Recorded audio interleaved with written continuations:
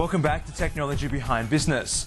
Well, it's one of India's biggest and most valuable companies. Tata Consultancy Services, or TCS, started as a technology provider to sister company Tata Steel. But now it's a global business in its own right, with nearly 280,000 employees worldwide and pulling in over $10 billion in revenue each year. Well, the man responsible for driving technology innovation across that business is Ananth Krishnan, and he joins me in the Sky News Business Centre right now. Welcome to Australia, Mr. Krishnan. Good to have you here. Now, you've been in Australia for a little while. You do make a number of trips here each year, and you're here to listen to clients. So what are they telling you? Thank you, Nigel, and pleasure to be here. What I hear from our business here in Australia, our customers, our own people, our partners, is not very different from what I see in my journeys across the world. Businesses here are concerned about 5 key things. The first is what we call optimize, which is to run things more efficiently, better, faster, cheaper, look at productivity, sweating every dollar that they put into the business and so on. Whether it's in technology, whether it's in technology plus business, or indeed the entire operations of the enterprise.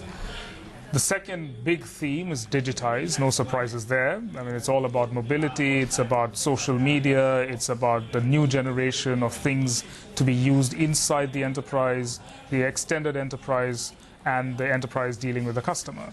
The third is everything to do with analytics and data. Again, no surprises there as well. The data is coming predominantly today from the internet, because that's where the whole analytics, big data revolution really started, but multiple other sources coming in. Security, privacy, risk is becoming a board level issue. And it's getting elevated beyond just operations, but to higher levels of concern. And then the fifth thing, which I'm hearing a lot now, is about the sustainability of the business itself. Sustainability started with just the environment and green and energy and so on, but it's now about very fundamental things like demographics, the future of the business, globalization, how to do business in multiple markets and so on. So those are the 5 things: optimize, digitize, analyze, de-risk and sustain. Well, that's quite a lot. Yes. That's very broad. Let's focus in on where you see Australia compared to other markets. You've got exposure to the United States, to Asia as well.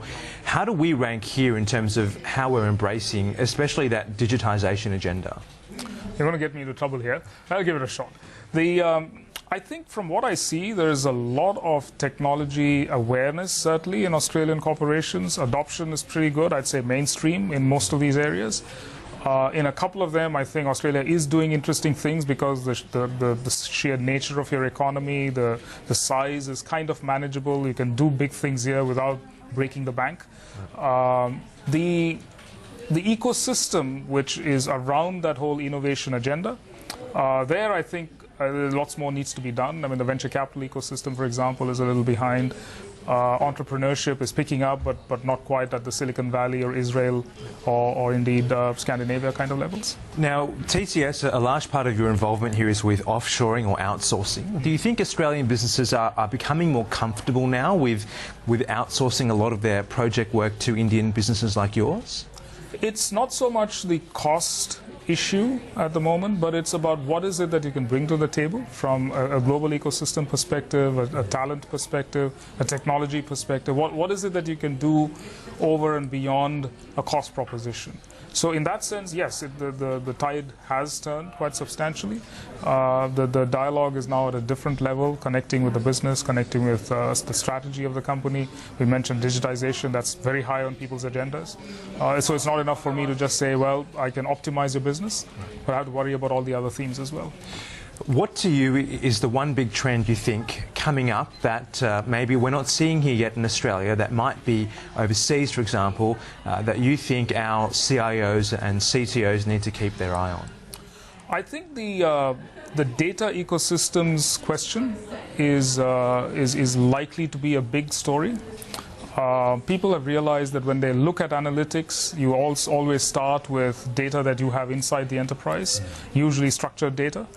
People moved a little bit into the unstructured data world with the internet, as I mentioned earlier.